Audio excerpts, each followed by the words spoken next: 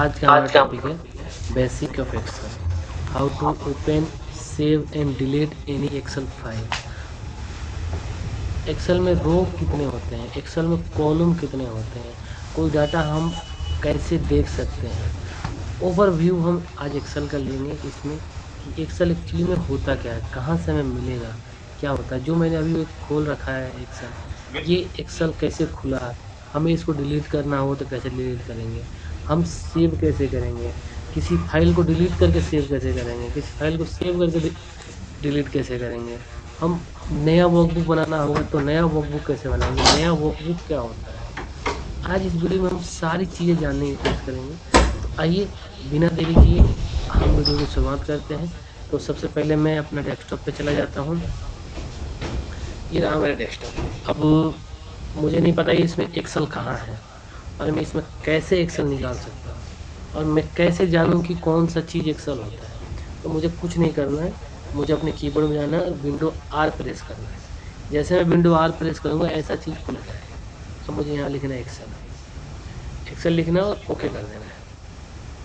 देखो आप मेरे को ऐसे एक ट्यूटोरियल पहले से यहाँ लिख के आ रहा है। अब इस पे आप मत जाओ, अब देखो कि क्या दिखा रहा है। ये होम दिखा रहा है, न्यू दिखा रहा है, ओपन दिखा रहा है और यहाँ ऐसे ऐसे लिख के आ रहा है। अब देखो मोर टेम्पलेट, अब देखोगे तो यहाँ बहुत सारे टेम्पलेट आ गए। अब इसमें से आपको कौन सा टेम्पलेट चाहिए, चाहिए कि नहीं चाहिए, क्या चाहिए, आपको बेसिकली आप किस पे काम करना चाहते हो। देखो अभी हम होम पे थे, अभी न्यू पे आ गया। अब ये इसमें क्या होता है एक एक करके हम समझते हैं। ये न्यू वर्कबुक यानी कि न्यू वर्कबुक यानी कि ब्लैंक वर्कबुक यानी कि एकदम खाली है ये, और वर्कबुक है यानी कि नया ब्लैंक वर्कबुक है जिस पे आप काम कर सकते हो। ये वर्कबुक है नया। अब इसको देखोगे, एक पर्सनल मंथली बजट, इसमें देखो welcome to Excel, drop down tutorial, power query tutorial. इसमें आपको ओवरव्यू समझाया गया है कि एक्सेल को कैसे आप यूज कर सकते हो, क्या क्या एक्सेल में होता है। तो जब तक आप ये समझोगे, ब्लैंक समझो, उसके बाद आप धीरे धीरे धीरे सब चीज़ समझ जाओगे। तो अब पहले मैं ब्लैंक पे क्लिक करके देखता हूँ, उसके बाद मेरे को खुल क्या रहा है। मैंने ब्लैंक पे क्लिक किया, अरे ये तो मेरे को ऐसे लिख के आ गया। अब ये क्या है, तो ये एक्सेल है।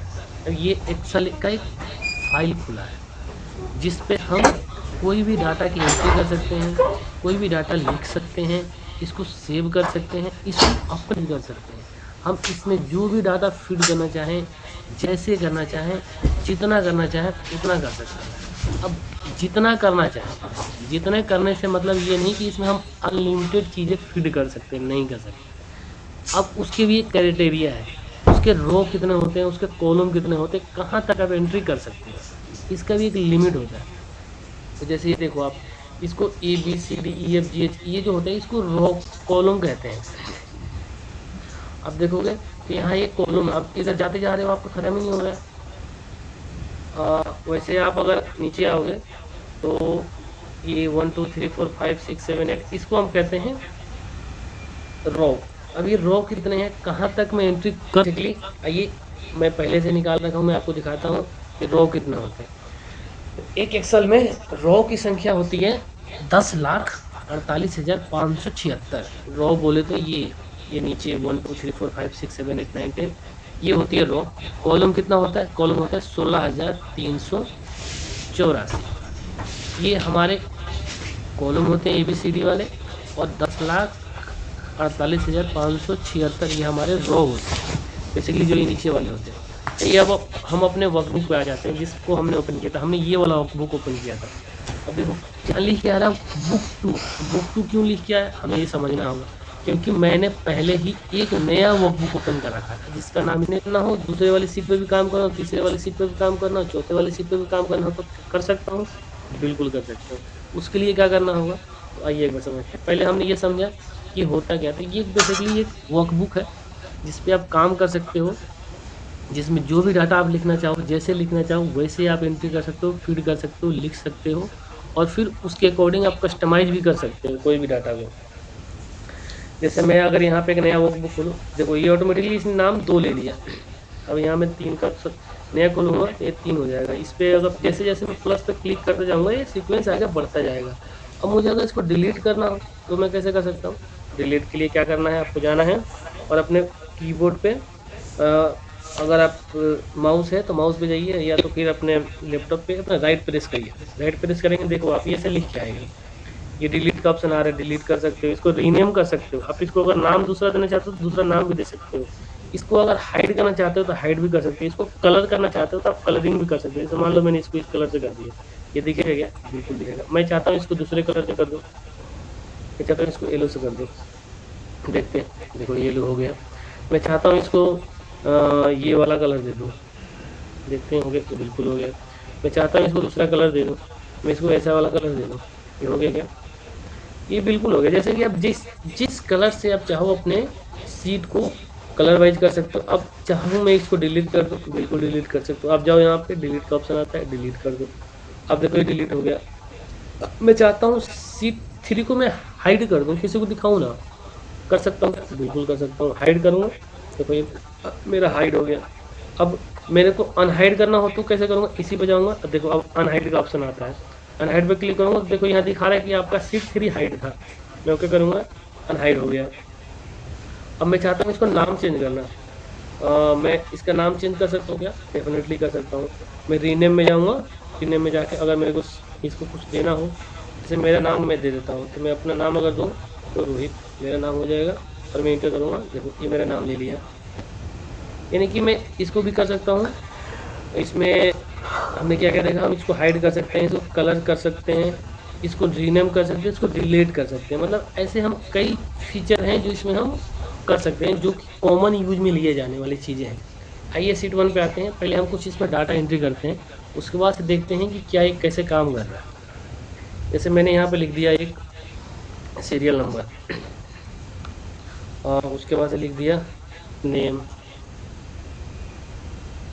यहाँ लिख दिया एज, यहाँ लिख दिया अमाउंट।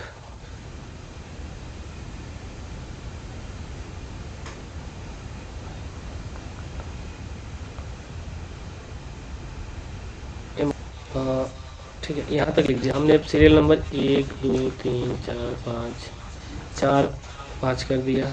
अब देखते चलो आप ये कैसे काम करता है, मैं एक एक करके दिखा रहा हूँ।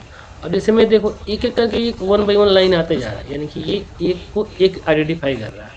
ठीक है, अब नेम, चलो मैंने यहाँ पर 4 5 नेम डाल दिए। रोहित,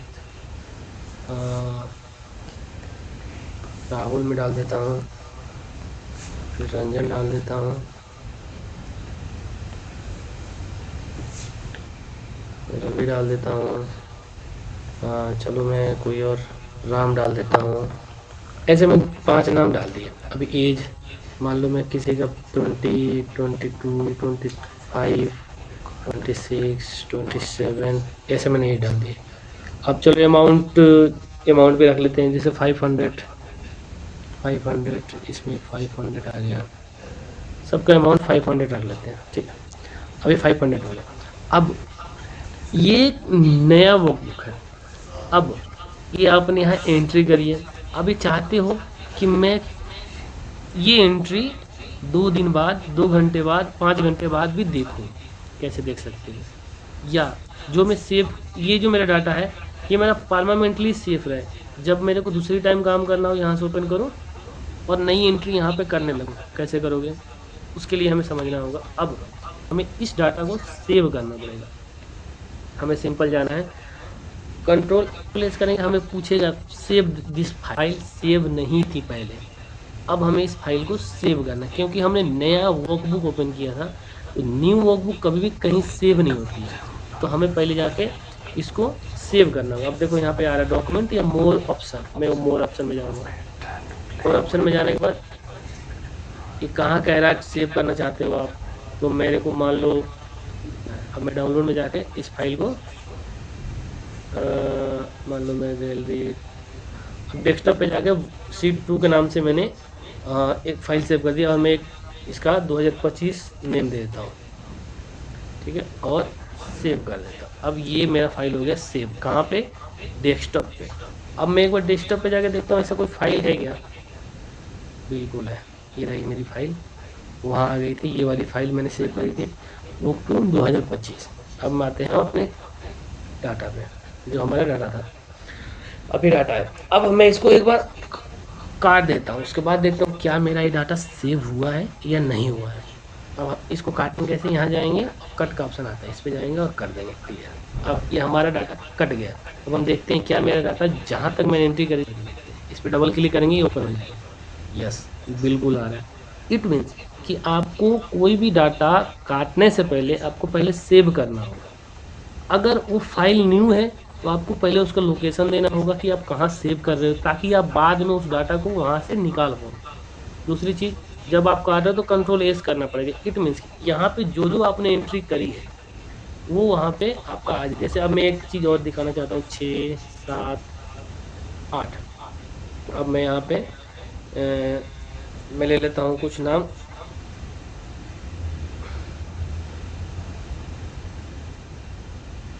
सूर्या, अरुण, रवि, चलो मैंने ऐसे कुछ और नाम ले लिए, मोहित, ठीक है। तो मैंने ऐसे कुछ नाम ले लिया और इधर मैं एज कर देता हूँ 25। आपका हो गया ये 22, ये हो गया आपका 21। अब मैं यहाँ पे कंट्रोल एस नहीं करता, मैं इसको हटा देता हूँ कंट्रोल ए।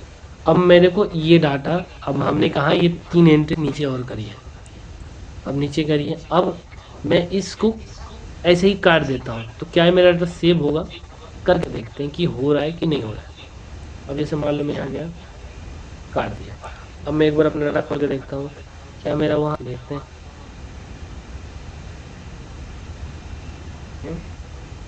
यहाँ पे, लेकिन हम यहाँ करते हैं और इसके बाद हम ये कंट्रोल एस ले लिया है। यानी कि अगर कोई भी डाटा हम सेव कर रहे हैं तो उसके पहले हमें एक बार कट कर रहे हैं तो उसके पहले हमें एक बार, और ये मैं कट कर देता हूँ। अब देखते हैं कि ये ले रहा है कि नहीं ले रहा है।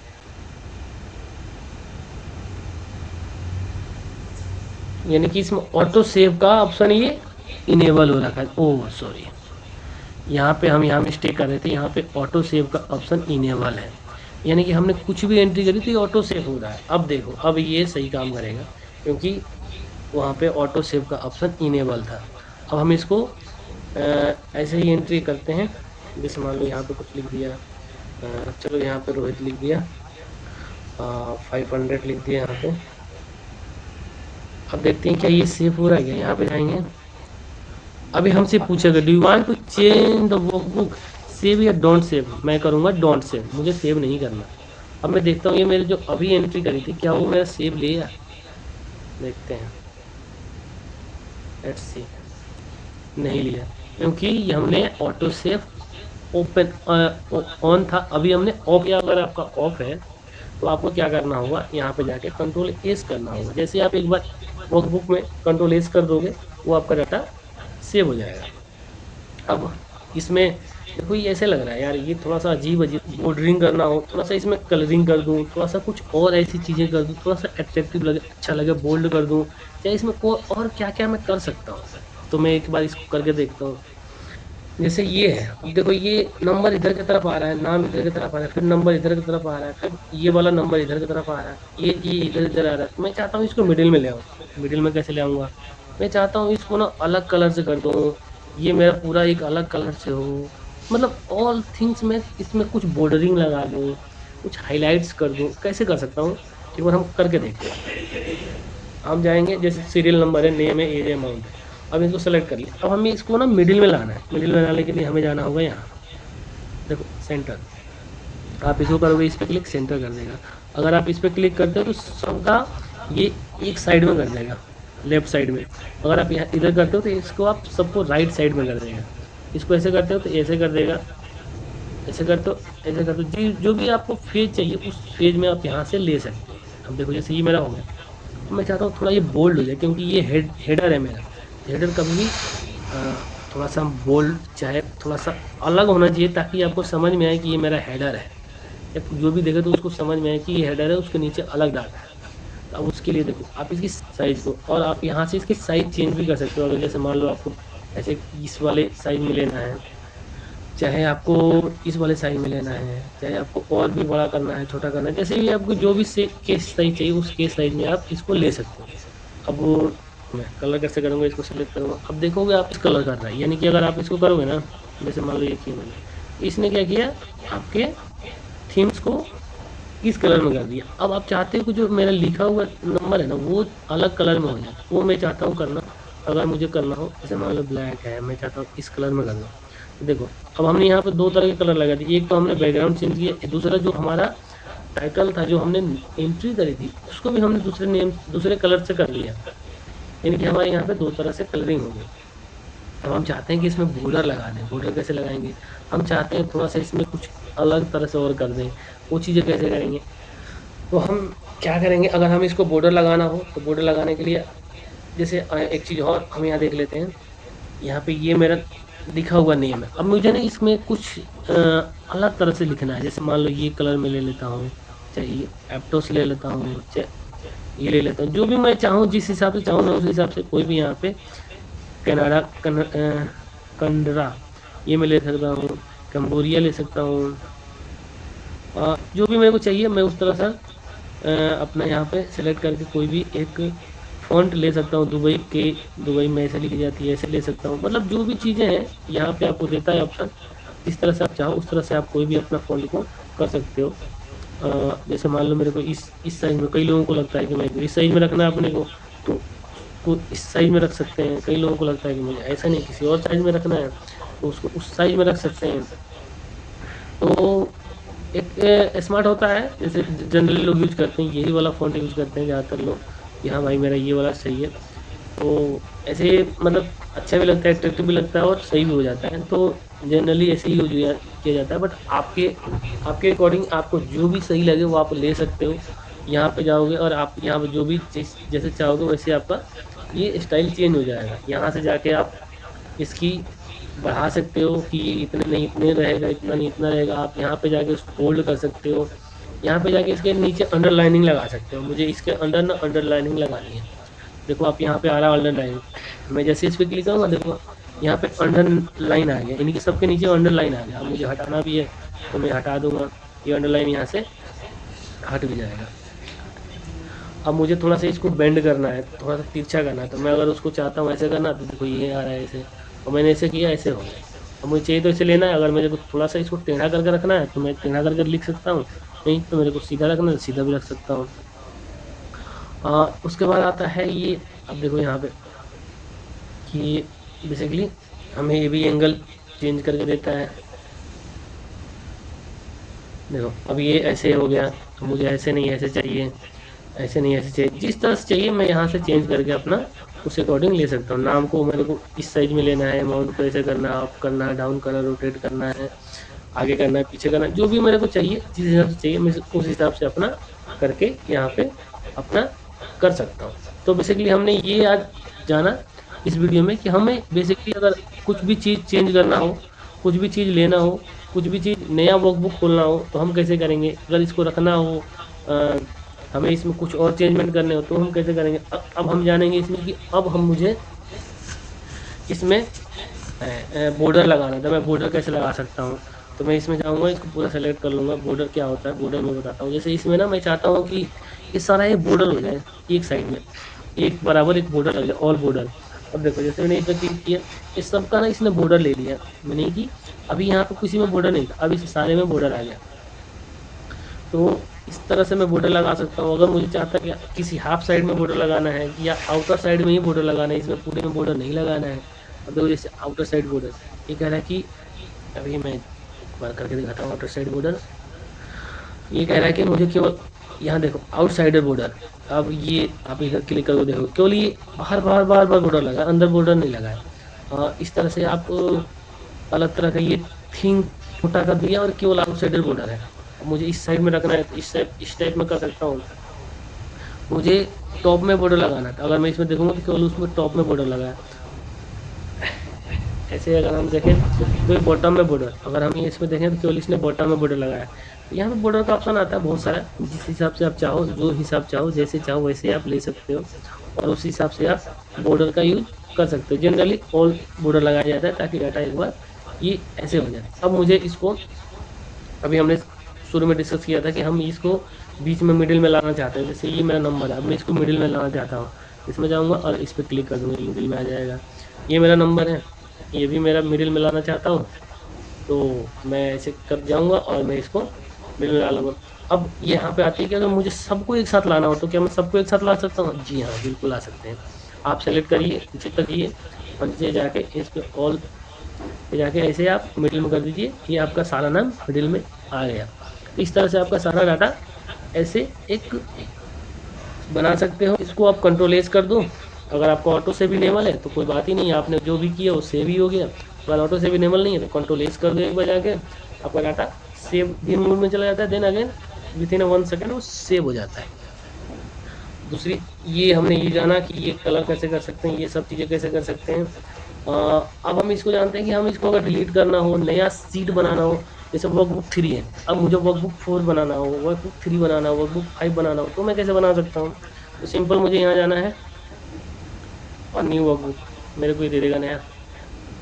सिंपल मैं यहाँ जाऊँगा और न्यू वर्कबुक, मेरे को एक और नया दे देगा। अब देखो जैसे, तो यहाँ पे मेरा 2 था, 2 के बाद इसने यहाँ 3 क्रिएट किया, फिर 3 आ रहा है, उसके बाद इसने 4 क्रिएट किया, 4 आ रहा है।